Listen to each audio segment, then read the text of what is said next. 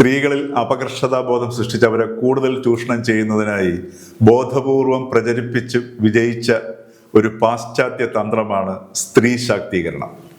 സ്ത്രീകൾക്ക് പ്രത്യേകിച്ച് ഒരു ശാക്തീകരണത്തിൻ്റെയും ആവശ്യമില്ല. അതറിയണമെങ്കിൽ നമ്മുടെ മരുന്ന് കമ്പോളത്തിലേക്ക് നോക്കുക. സ്ത്രീ ശാക്തീകരണത്തിന് അധികം മരുന്നുകളൊന്നുമില്ല. എന്നാൽ അതുപോലല്ല ആൺ ശാക്തീകരണത്തിന് വേണ്ടിയുള്ള മരുന്ന് വിപണി കുതിച്ചുയരുന്ന വിപണിയാണ്. കേരളം അതിൻ്റെ വലിയ കമ്പോളവും.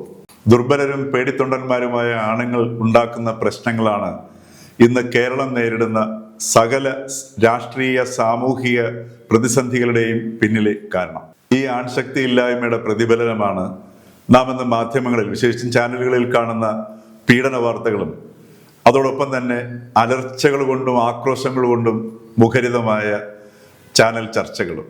സ്ത്രീകളുടെ ശക്തി ഒന്നുകൊണ്ട് മാത്രമാണ് തകർച്ചയുടെ വക്കിലാണെങ്കിലും കേരളത്തിൽ കുടുംബ സംവിധാനം ഈ വിധമെങ്കിലും ഇപ്പോഴും ഓടിപ്പോകുന്നത്.